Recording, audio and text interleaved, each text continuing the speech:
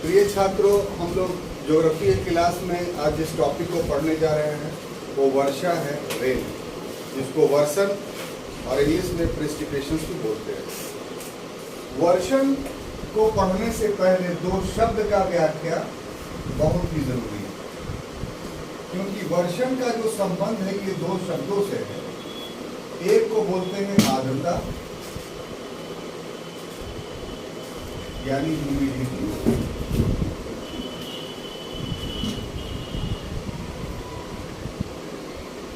और दूसरे को हम लोग बोलते हैं बादल यानी क्लाउड। ठीक है, तो जब तक ये दो शब्दों को हम नहीं समझेंगे तब तक वर्षण यानी वर्षा या प्रेसिपिटेशन यानी रेन को नहीं समझ पाएंगे। ठीक है, तो आर्द्रता है क्या? तो आर्द्रता वायुमंडल में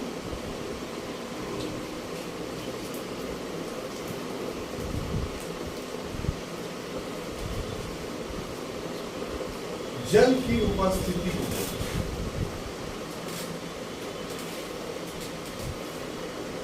यानी जो हमारा एटमॉस्फेयर है,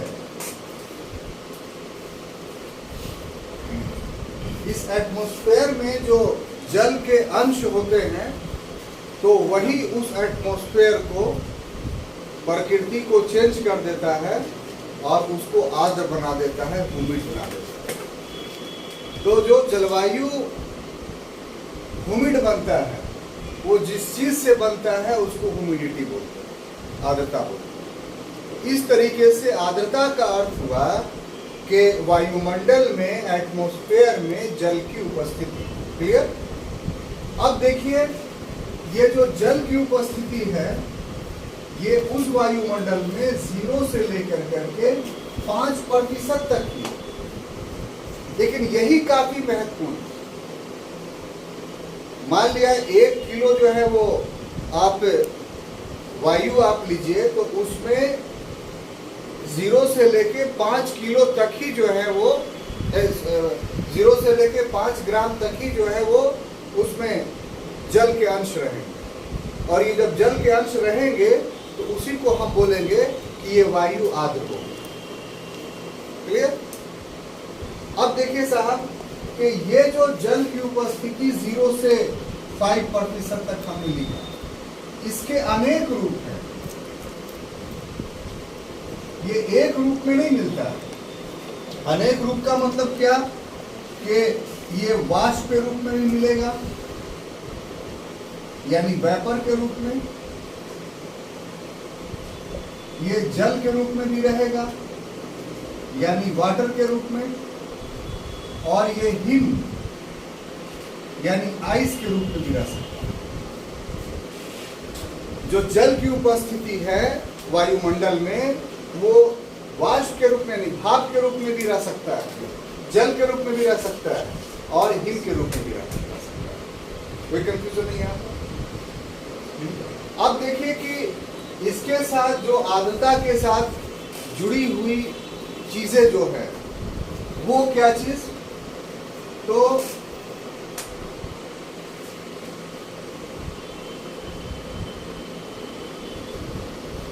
जुड़ी हुई ये चीज है कि इसका सघनता यानी इस आर्द्रता का डेंसिटी कहां होगा, कहां ज्यादा सघन होगा। ठीक है, तो ऐसी परिस्थिति में हम देखते हैं कि तो हम बता रहे थे आपको कि अगर सघनता को देखिएगा तो इसमें दो बातें आपको देखनी पड़ेगी। पहली बात तो ये कि साहब महासागर, और दूसरा महादेश। तो यहां पर टेक्निकली बात क्या है कि महासागरों पर जो है वो 10 से 20 डिग्री अक्षांश पर अधिक आर्द्रता पाई जाएगी। और महादेश में 10 डिग्री दोनों गोलार्ध में, यानी नॉर्थ और साउथ हेमिस्फीयर में अधिक आर्द्रता पाई जाएगी। ऐसा क्यों? महादेश में इसलिए कि यहाँ पर संवहनीय धाराएं नीचे से ऊपर की ओर बहती और बारिश करती हैं प्रतिदिन, अधिक सूर्यताप प्राप्त होता है। इसलिए महादेश में 10 डिग्री उत्तर और 10 डिग्री दक्षिण में अधिक बारिश होने के कारण जो है वो सघनता आर्द्रता की अधिक रहती है, यानी अधिक वायु वहां पर आर्द्र रहती है। लेकिन महासागर में 10 से 20 डिग्री, आप पता है कि ऊपर से वायु उठ करके फिर आगे बढ़ करके फिर नीचे उतरती है, तो उसके कारण से महासागर में ज्यादा आर्द्रता जो है 10 से 20 डिग्री के बीच में रहती है। अगर दोनों को मिक्सिंग कर दे, यानी इसको और इसको, महादेश और महासागर को, ये तो अलग अलग बाइफर्केशन हुआ किस डिग्री पर ज्यादा आर्द्रता पाई जाएगी, तो 10 डिग्री उत्तर 10 डिग्री दक्षिण में महादेश पर ज्यादा आर्द्रता पाई जाएगी और 10 से 20 डिग्री उत्तर और दक्षिण महासागर में ज्यादा आर्द्रता पाई जाएगी। लेकिन अगर दोनों को हम मिक्स कर दें कि सबसे ज्यादा आर्द्रता महादेश या महासागर में कहाँ पाई जाएगी, तो वो महासागर होगा। क्या होगा? महासागर। इसमें जो है महादेश की तुलना में महासागर में अधिक पाई जाएगी। अब देखिए, इससे जुड़ी हुई चीज जो है ये कि इस आर्द्रता का जो सबसे अधिक प्रतिशत होगा वो भूमध्य रेखा पर अधिक होगा।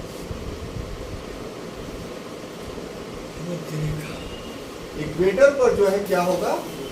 अधिक। और जैसे जैसे हम भूमध्य रेखा से ध्रुवों की ओर बढ़ते चले जाएंगे, वैसे वैसे ये क्या हो जाएगा? कम होता होगा और ध्रुवों पर सबसे कम होगा। इसके पीछे कॉज क्या है मुन्ना भाई? इसके पीछे कॉज ये है कि भूमध्य रेखा पर सूर्यताप ज्यादा मिलती है, तो ज्यादा मिलती है तो वर्षा ज्यादा होता है सबसे ज्यादा यहाँ पर। और जैसे जैसे हम ध्रुवों की ओर बढ़ते जाते हैं तो वर्षा की प्रतिशतता घटती जाती है, तो वर्षा की प्रतिशतता जब घटेगी तो उससे उसकी आर्द्रता पर भी असर पड़ेगा। कोई कंफ्यूजन? अब देखिए कि इससे संबंधित कुछ टर्मिनोलॉजी है जो आपको जानना चाहिए। एक है शब्दावली। जब तक इन शब्दावली को आप नहीं पढ़िएगा तब तक आपको प्रेसिपिटेशन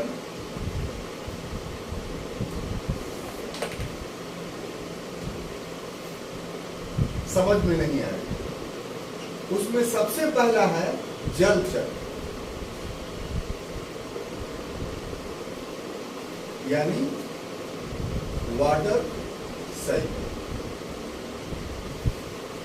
ये क्या है साहब जल चक्र? तो जल चक्र को संक्षेप में अगर समझना है आपको, तो इसमें क्या होता है कि जल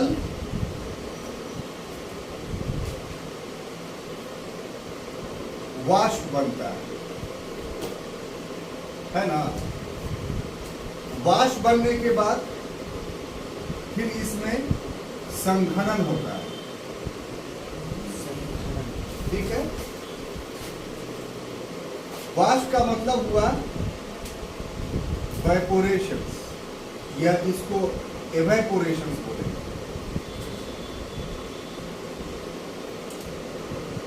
और एक और चीज होगा जिसको बोलेंगे वाष्पोत्सर्जन, यहां पर लिख देते हैं वाष्पीकरण। और दूसरा होगा वाष्पोत्सर्जन।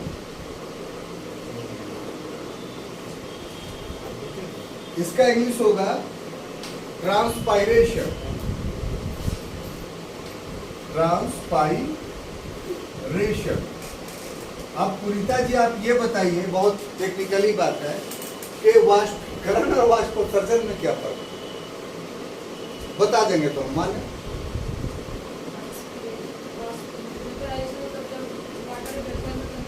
Very good. अगर वाटर वेपर बन गया तो इसको वाष्पीकरण बोलेंगे, एवेपोरेशन बोलेंगे, हैं? लेकिन वाष्पोत्सर्जन, ट्रांसपायरेशन किसको बोलेंगे? नहीं, यहीं पर जब पेड़ पौधा जो वाष्पोत्सर्जन करेगा तो उसको बोलेंगे ट्रांसपायरेशन। पेड़ पौधा भी तो भाप निकालता है, वाष्प निकालता है। तो ये दो चीजों को बहुत अच्छे से आप यहाँ पर क्लियर कर लीजिए कि वाष्पीकरण जो है सीधे जल से भाप बनने की प्रक्रिया को बोलते हैं, गैस टू गैस। और प्लांट में जो फोटोसिंथेसिस होता है, प्रकाश संश्लेषण की क्रिया होती है, उसके माध्यम से जो भाप निकलता है, जो वाष्प निकलता है, उसको वाष्पोत्सर्जन, ट्रांसपायरेशन बोलते हैं। बहुत सूक्ष्म अंतर है, लेकिन ये सूक्ष्म अंतर ही अध्ययन का एक महत्वपूर्ण विषय है। इसको अगर नहीं समझेंगे तो फिर पढ़ना बेकार, तो बढ़िया से दिमाग में इसको ये कर। अब देखिए कि ये जल का वाष्पीकरण कहाँ हो रहा है? तो महासागर में हो रहा है ना साहब, ओशियन में। या अगर स्थल पर हो भी रहा है तो आप ऐसे कर लीजिए, महासागर से वाष्पीकरण हो रहा है, स्थल से वाष्पोत्सर्जन हो रहा है। स्थल पर पेड़ पौधे, इससे दोनों चीज से जो है वो भाप बन रहा है। क्या बन रहा है? भाप, जिसको बोलते हैं वेपर। ठीक है। अब ये कहाँ जा रहा है? तो ये जा रहा है आकाश में, है? अब आकाश में क्या हो रहा है? तो संघनन हो रहा है। क्या हो रहा है? संघनन। संघनन। संघनन का इंग्लिश होगा कंडेंसेशन। सबका इंग्लिश हिंदी दोनों याद कीजिए। सिविल सर्विस में बहुत ही महत्वपूर्ण है और आप में मजबूती भी आएगी इससे। लैंग्वेज कोई प्रॉब्लम नहीं है, लैंग्वेज को दोनों ग्रुप को अगर आप बाइलिंगुअल पढ़िएगा तो ज़्यादा मजबूत होइएगा। हर तरह की किताब पढ़ने के आप अभ्यास हो जाइएगा, इंग्लिश का भी और हिंदी का। अब देखिए कंडेंसेशन जो हो रहा है आकाश में, इस आकाश से क्या हो रहा है? ये भाप जो है वो बादल में कन्वर्ट कर जा रहा है। इस चीज में बादल यानी क्लाउड में ये हो रहा है। अब क्लाउड में जब कन्वर्ट कर रहा है तो इसकी विशेषता है कि ये संघनित होता रहता है धीरे धीरे धीरे धीरे कर करके। अब ये बहुत ज्यादा संघनित हो गया, या इसका द्रव्यमान काफी बढ़ गया, बड़ा बादल बन गया। तब अब पृथ्वी के गुरुत्वाकर्षण के विरुद्ध वो काम नहीं कर पाता है। पृथ्वी उसको जिस गुरुत्वाकर्षण से खींच रहा है उसके विरुद्ध अपना बल वो नहीं लगा पाता है। तब क्या होता है कि ये बादल फट जाता है, और जब बादल फटता है तो क्या बनता है? वर्षा की बूंद। वर्षा की, और जो वर्षा की बूंद जब बनता है तो कहां पर चलाता है? ये धरती पर।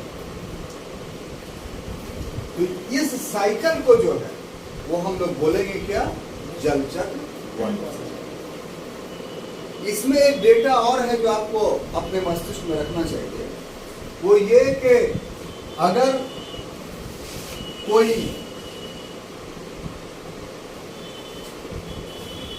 बर्फ है, ठीक है, तो बर्फ से यदि जल बनेगा तो इसमें 79 कैलोरी ऊर्जा खर्च होगी। कितना?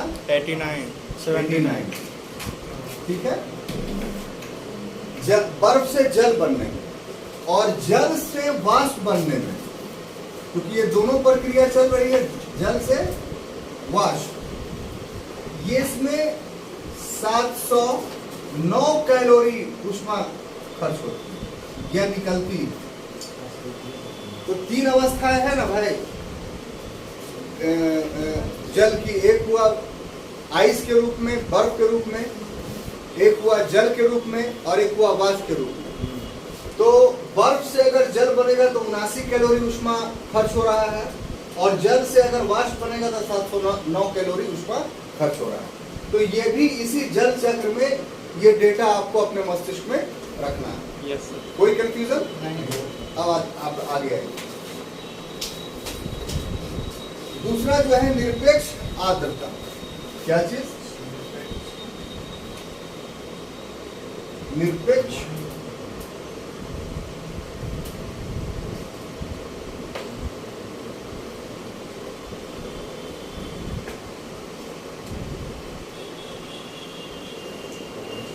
यानी एब्सोल्यूट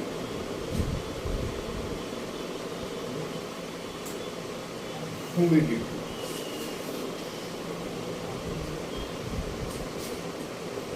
तो ये निरपेक्ष आर्द्रता क्या है, एब्सोल्यूट ह्यूमिडिटी क्या है? बिल्कुल सिंपल है। वो सीधा सा बात है कि वायु में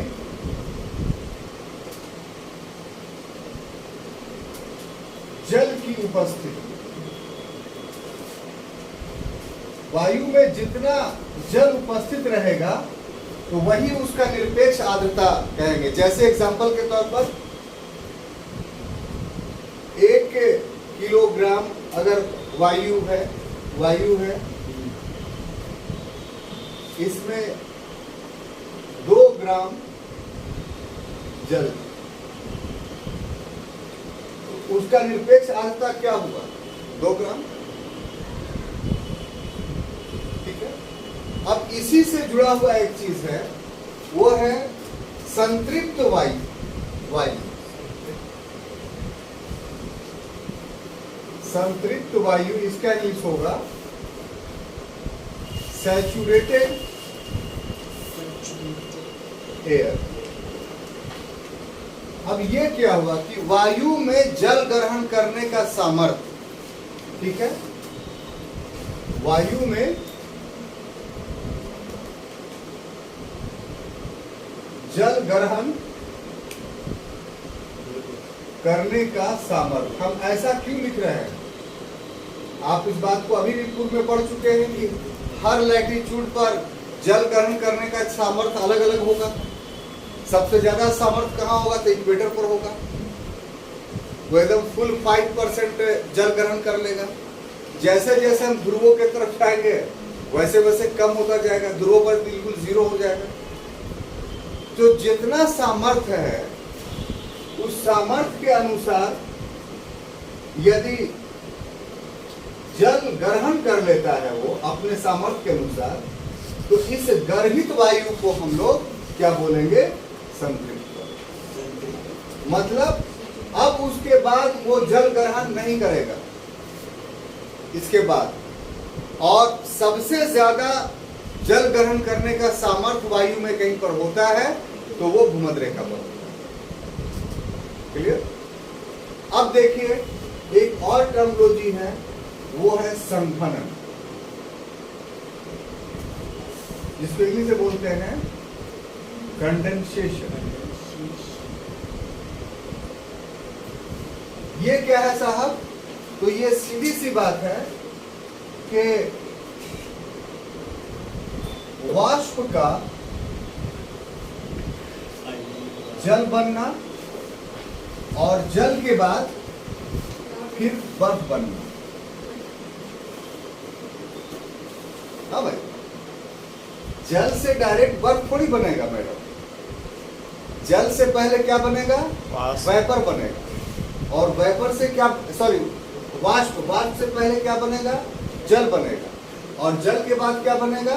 वो बर्फ बनेगा। तो ये जो बनने की प्रक्रिया है मुन्ना भाई, यहां से यहां तक, इसमें एक प्रोसेस है जिसको बोलते हैं रुद्धोष्म परक्रम।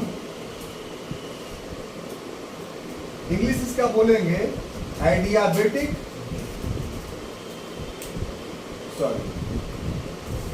Adiabatic process. अब देखिए रुद्धोष्म परक्रम, ये एडियाबेटिक प्रोसेस क्या है? कि इसमें, इसको ऐसे समझिए कि कोई भी वायु है या कोई भी वाष्प है या कोई भी जल है या पत्थर है, हर कोई एक दूसरे पर दबाव डाल रहा है। क्या डाल रहा है? दबाव डाल रहा है। इस दबाव डालने से क्या होता है? तो इस दबाव डालने से दो प्रकार की प्रक्रिया होती है। एक, जिस समय दबाव डाला गया उस समय उसके तापमान में वृद्धि हो जाती है। इसीलिए जब चिनूक हवा रॉकी पर्वत से नीचे उतरती है तो गर्म हो जाती है, इस रुद्धोष्म प्रक्रम के कारण। लेकिन उसके बाद एक रुद्धोष्म प्रक्रम में दूसरी प्रक्रिया शुरू होती है। अब वो प्रक्रिया क्या है कि अपने तापमान को वो विमुक्त करता है, छोड़ता है। तो यहां पर क्या होता है कि जब वाष्प आपस में जाकर के मिलेगा, बहुत गौर से सुनिएगा पूरी तरह, जब वाष्प आपस में मिलेगा शुरुआत में, तो उस समय वहां पर उसके तापमान में वृद्धि हो जाएगी। इसीलिए बादल वाली जो समय रहता है, बादल, घना बादल वाला, तो उस समय आपको धरती पर उमस महसूस होता है। तो इसमें हम लोग पढ़ते हैं कि इसलिए उमस होता है कि पृथ्वी की गर्मी बाहर नहीं जा पाती। तो चलिए वो सही है कि पृथ्वी से जो तापमान निकल रहा है वो भी उमस को बढ़ाता है, लेकिन साथ साथ रुद्धोष्म प्रक्रम के कारण जो बादल में तापमान की वृद्धि हो रही है वो भी कंट्रीब्यूट करता है किसमें? ह्यूमिडिटी को बढ़ाने में। कहाँ? धरती पर। अब जब ज्यादा दबाव बढ़ता है तो वो प्रारंभिक दौर में तो ऊर्जा मुक्त कर रहा है, तो फिर क्या हो जाएगा? उसके ऊर्जा में कमी आ जाएगी, यानी वो ठंडा हो जाएगा। तो जब ठंडा होगा तो इसी के वजह से जल क्या बन जाएगा? बर्फ। अब देखिए इसमें समझने वाली बात है, ये जो इक्वेटर का इलाका है वहां वाष्प जल में जल बने, बादल में सिर्फ जल ही बनेगा, बर्फ नहीं बनेगा। क्यों? क्योंकि वहां तापमान में जो कमी आनी शुरू होगी उसी पीरियड में बादल बहुत बड़ा हो जाएगा और ग्रेविटेशनल फोर्स का मुकाबला नहीं करेगा और फट जाएगा। इसीलिए भूमध्य रेखा पर अधिकांश बारिश जो होगी वो वर्षा की बारिश होगी। लेकिन शीतोष्ण कटिबंध में अगर चले जाएंगे हम लोग, यानी टेम्परेट जोन में हम लोग चले जाएंगे, तो वहां क्या होगा कि वहां पहले से तापमान कम है, इसलिए वहां जो है वो ये जल बर्फ में भी कन्वर्ट कर जाएगा। तो जो पछुआ पवनों से जो बारिश होती है, जिसको चक्रवातीय वर्षा बोलते हैं, उसी में थंडर स्टॉर्म उठता है, उसी में बर्फबारी होती है। इसीलिए आप गौर से देखिएगा कि जो जाड़े में यहाँ बारिश होती है भारत में, वो किधर से आती है? जो हिमालय पर्वत से टकराते हुए आती है। तो वहाँ चूंकि ठंडक ज्यादा उसको मिलता है, इसलिए वहाँ का जल बर्फ में कन्वर्ट कर जाता है। तो जाड़े के बारिश में आप देखिएगा कि छोटे छोटे बर्फ के टुकड़े हम लोग यहाँ गिरते हैं, लेकिन मानसूनी में कभी आप देखा है कि बर्फ के टुकड़े गिरते हैं? तो ये अंतर है, ये टेक्नोलॉजी। क्लियर? अब देखिए ये तो हो गया। अब देखिए कि ये जो संघनन कंडेंसेशन की जो प्रक्रिया है, तो इसमें दो स्थितियां हैं। ये संघनन की प्रक्रिया में दो स्थितियां हैं। एक हुआ जिसको हम लोग बोलते हैं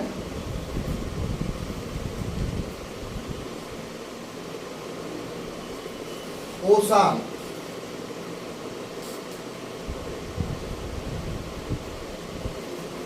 ओसान का इंग्लिश होता है ड्यू पॉइंट।